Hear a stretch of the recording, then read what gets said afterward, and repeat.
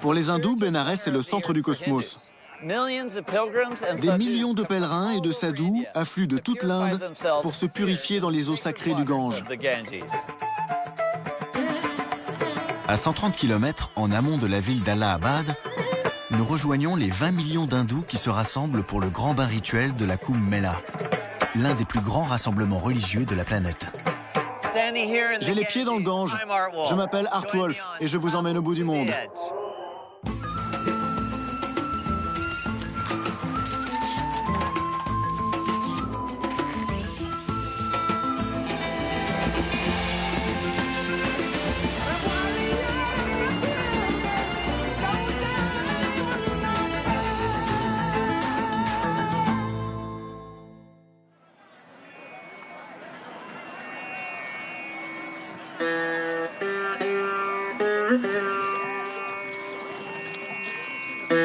L'Inde du Nord est dominée par la chaîne de l'Himalaya. Depuis les hauts sommets, les eaux de la fonte des neiges se déversent dans certains des plus grands fleuves sacrés d'Asie. Sur le Gange, nous ferons halte dans deux des principales villes saintes du pays, l'ancienne cité de Banarès et Allahabad, au confluent de la Yamuna et du Gange.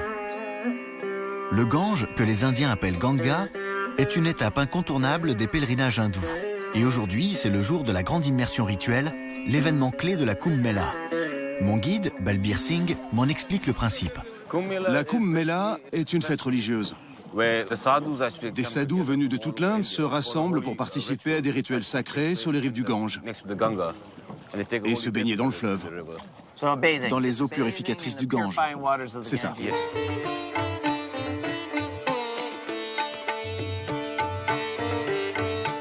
Les sadhus sont des hommes saints. Absolument. Ils cherchent à atteindre ce qu'on appelle l'illumination, la lumière de la force suprême. Et pour ça, ils ont tout laissé derrière eux. Ils ont renoncé à tous leurs biens. Oui. Beaucoup de gens disent que ces pèlerinages sont les plus grands rassemblements de l'histoire de l'humanité. C'est vrai. L'astrologie joue un rôle essentiel. Tout à fait. Le moment et le lieu exact dépendent de la position des planètes. Oui. On se dirige maintenant vers le Sangam, c'est-à-dire le confluent des deux fleuves, la Yamuna et le Gange. C'est l'endroit le plus sacré de tous. Celui où convergent tous les hommes saints, tous les pèlerins. Oui, absolument. Et on les compte par milliers.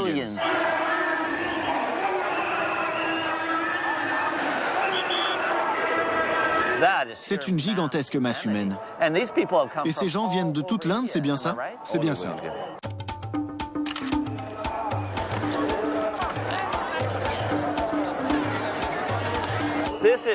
C'est le chaos total. On voulait se placer de façon à voir tous les sadhus descendre se baigner dans le Gange, mais la vue est bouchée par des centaines de personnes qui ont eu la même idée que nous. On va essayer de se faufiler entre toutes ces barques remplies de pèlerins et faire des photos.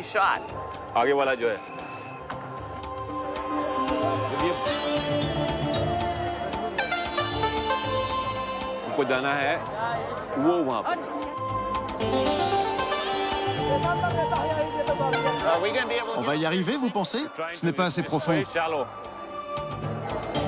Allons-y en marchant.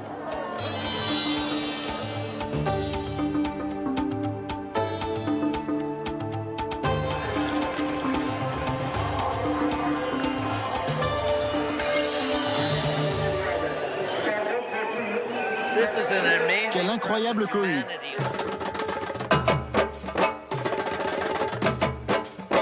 C'est fantastique. Tous ces gens avec des bannières, des guirlandes d'œillets d'Inde dans les cheveux. Quel spectacle! C'est magnifique.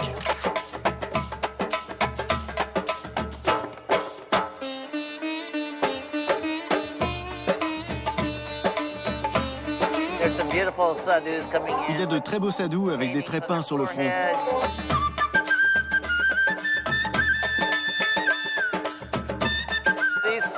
Ils s'amusent comme des fous. Ils s'éclaboussent, font des pauses, se pavanent.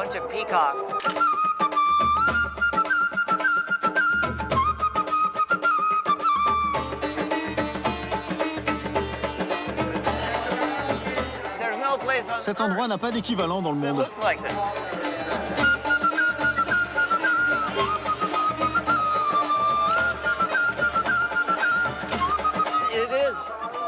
C'est une véritable fête, un moment de joie pour ces sadhus, et aussi pour toute cette foule de pèlerins qui sont venus de tellement loin pour participer au bain rituel dans le Gange.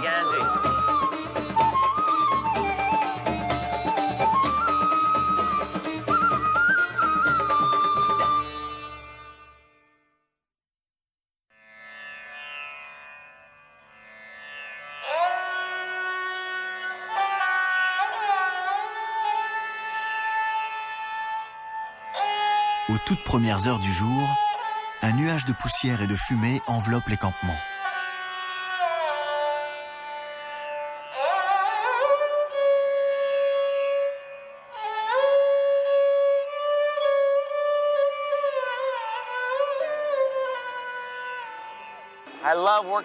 J'aime travailler en début et en fin de journée, surtout le matin quand les gens se lèvent.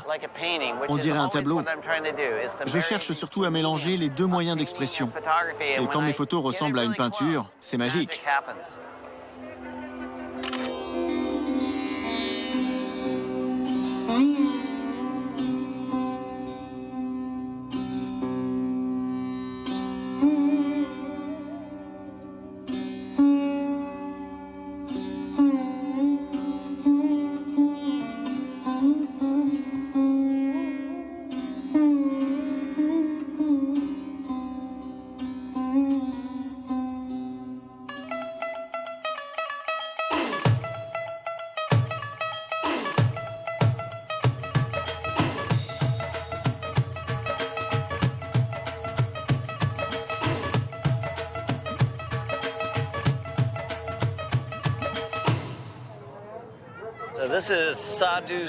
Ici, c'est le quartier des sadhus.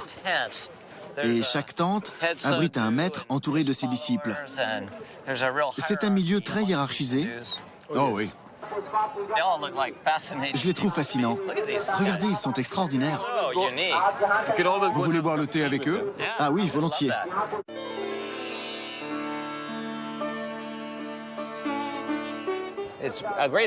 C'est un honneur de pouvoir entrer dans la tente d'un sadhu et de boire un thé en leur compagnie. Ce sont des hommes très fiers, vénérés de toute l'Inde pour leur grandeur spirituelle, leur volonté de se sacrifier et de mener une vie très simple. Ça se lit sur leur visage.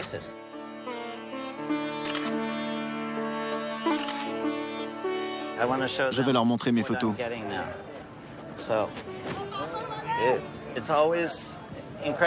C'est quelque chose qui m'a toujours étonné. Quelle que soit notre culture, notre religion ou notre âge, on aime tous se faire photographier. Voilà un souvenir que je garderai toute ma vie. J'étais ici et j'ai rencontré les hommes saints de l'hindouisme.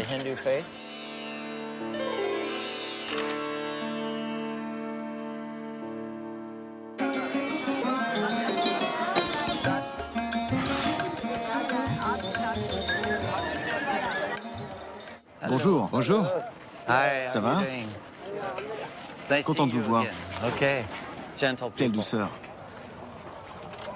Un sadhu à moto. Très décoratif, ces lumières.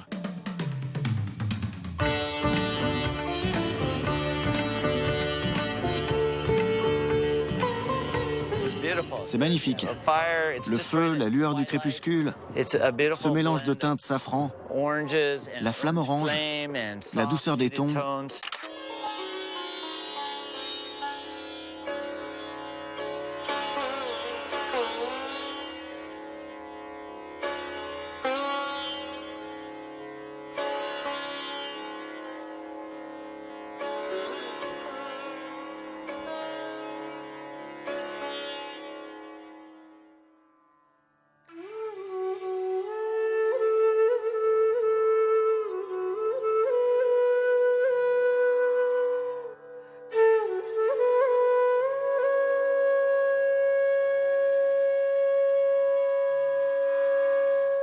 En aval d'Allahabad se trouve une autre grande ville sainte de l'Inde, Bénarès. Les pèlerins affluent vers cette ancienne cité pour se baigner dans le Gange et purifier leur karma.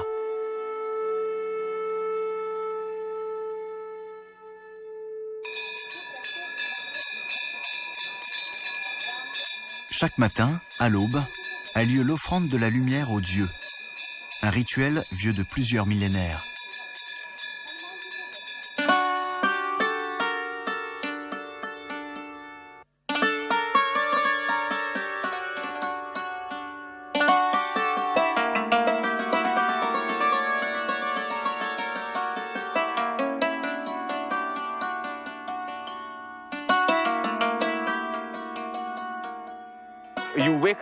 Dès le réveil, on remercie Dieu. On regarde le soleil et on le remercie pour cette nouvelle journée qui commence.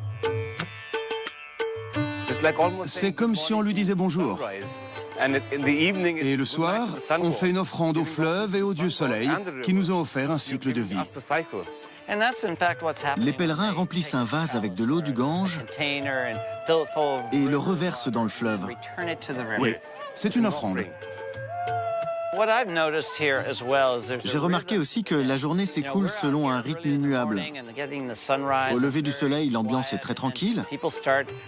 Puis les gens commencent à arriver peu à peu, l'activité s'accroît. Elle bat son plein pendant la journée et le soir, tout redevient paisible. On fait des offrandes, tout est calme, des bougies flottent sur l'eau. Le fleuve et les pèlerins sont au diapason. En regardant le Gange, on voit se dérouler le cycle de la vie. Les gens arrivent, s'amusent, meurent, c'est la vie.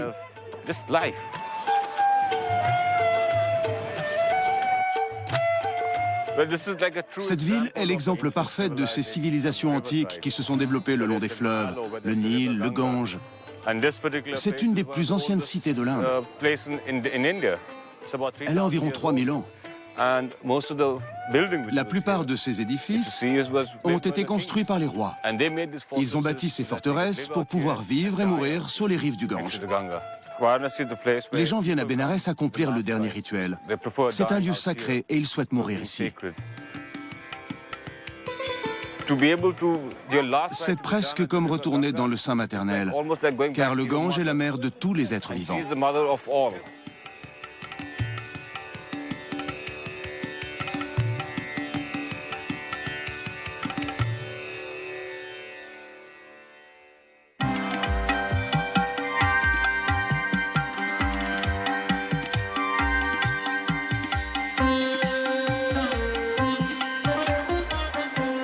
C'est somptueux.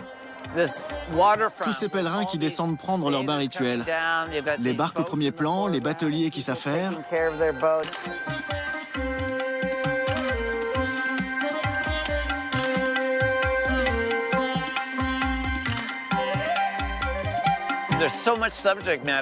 Toute cette matière, tout ce foisonnement forme une immense trame bigarrée. Ce que j'essaie de saisir précisément, c'est l'Inde éternelle. Et quel meilleur endroit choisir que les rives du Gange à Bénarès, cette cité ancienne la plus sacrée de toutes.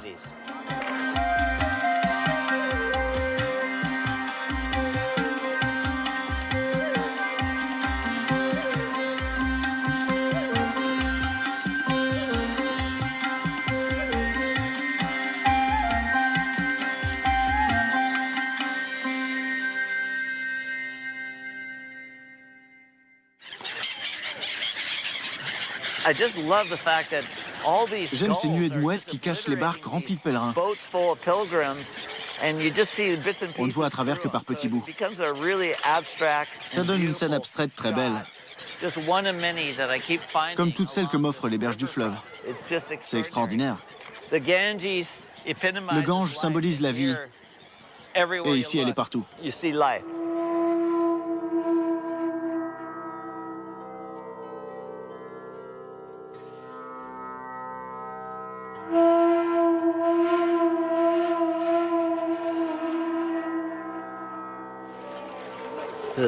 C'est superbe.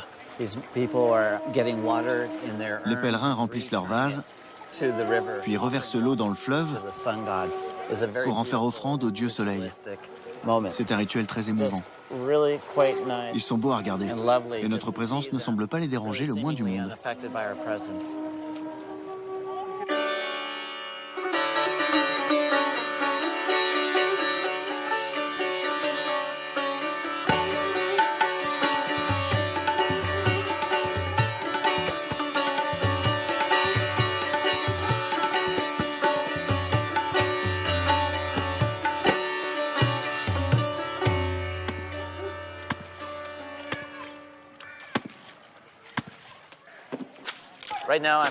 J'essaie de photographier cette femme avec son magnifique sari vert, avec à l'arrière-plan les tissus étalés qui sèchent. C'est une image simple mais élégante de la vie quotidienne sur les rives du Gange.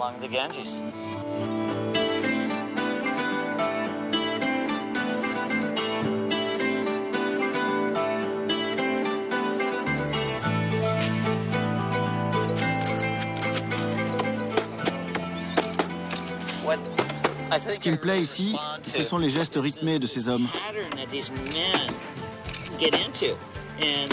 C'est comme s'ils suivaient une cadence, la cadence du fleuve, j'imagine.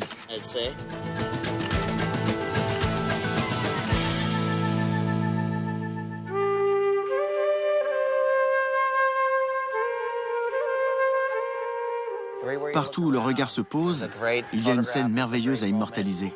Ce qui crée le lien social ici, ce sont les offrandes faites aux dieux, l'hommage rendu au Gange, l'immersion rituelle. Le fleuve est véritablement source de vie.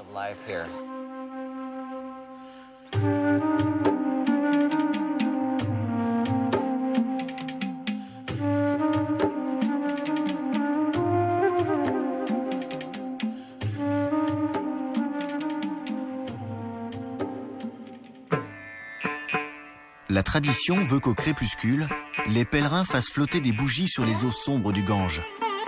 C'est un don de lumière fait aux dieux. J'essaie de prendre ces bougies en photo, et surtout le reflet des flammes sur le visage de cette jeune fille, avec les barques à l'arrière-plan. C'est une scène magnifique. Elle a de très jolis yeux, et j'essaie de capter la lumière tant qu'elle est là.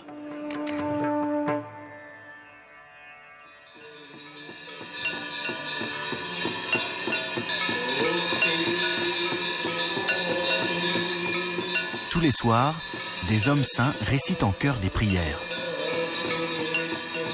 Et ils font des offrandes au fleuve pour s'assurer que le soleil se lèvera de nouveau le lendemain.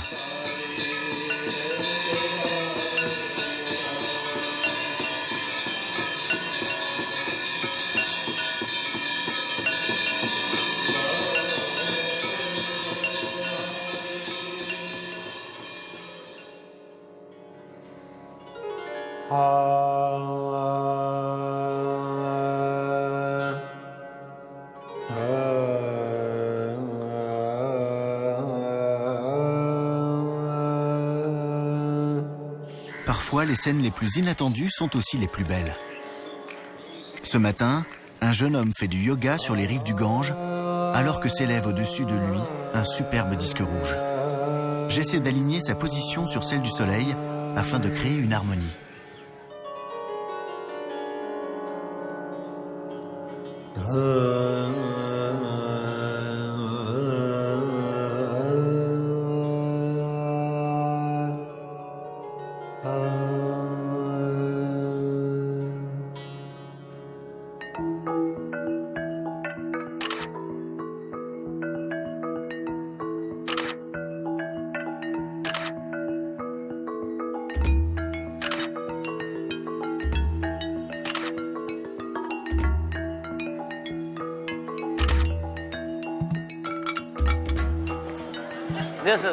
C'est un endroit fantastique.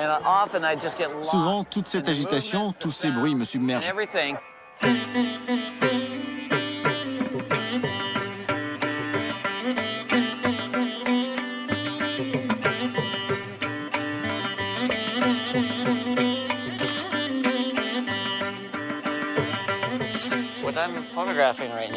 Le sujet de cette photo, c'est la symétrie. J'adore les traits du visage de ce sadhu, la sagesse que reflète son regard et ces lignes de couleur que ces hommes se dessinent souvent sur le front. La forme de sa barbe aussi est très belle. J'accentue ce côté harmonieux en zoomant, de façon à réaliser un portrait très stylisé, très formel. Quand vous regarderez la photo, vous ressentirez exactement ce que j'éprouve en la prenant. Parce que le sadhu fixe mon objectif. Vous aurez l'impression que son regard plonge dans le vôtre.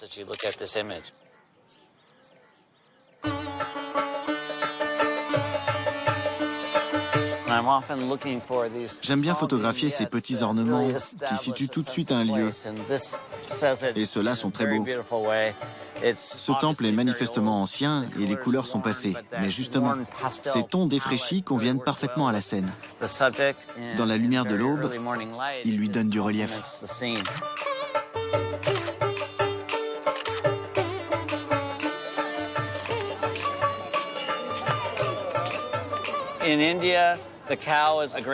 Les vaches sont un des grands symboles de l'Inde. Elles sont sacrées, hyper sociables, et on les voit se promener absolument partout. Comme des toutous qui appartiendraient à tout le monde. Elles ont la belle vie. Celle-là, elle m'aime bien.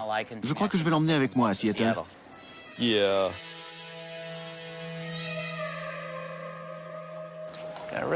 J'ai fait de belles photos de ce sadhu. Le trident est un des attributs de Shiva, un dieu hindou, et l'emblème de nombreux hommes saints. Il a une forme très caractéristique. Et avec cette guirlande de fleurs enroulée autour, je le photographie dans l'axe du visage. C'est superbe.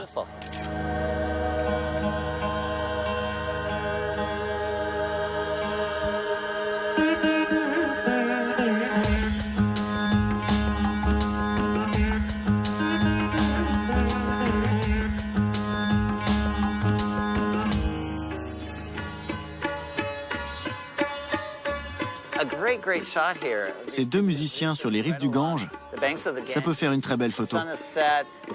Le soleil se couche, le jour baisse. L'équilibre sera parfait entre le reflet du feu sur les visages et la couleur orangée du ciel à l'arrière-plan.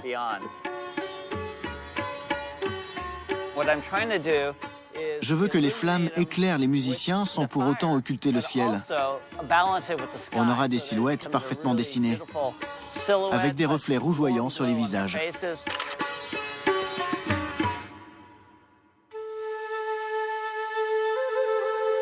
L'Inde est un pays extraordinaire, unique et tellement différent du mien. Les images, les odeurs, les bruits, les gens, les traditions, les rituels, tout provoque en moi un choc culturel. Et c'est pour ça que j'aime tant venir ici. Je m'appelle Art Wolf. À bientôt pour un nouveau voyage au bout du monde.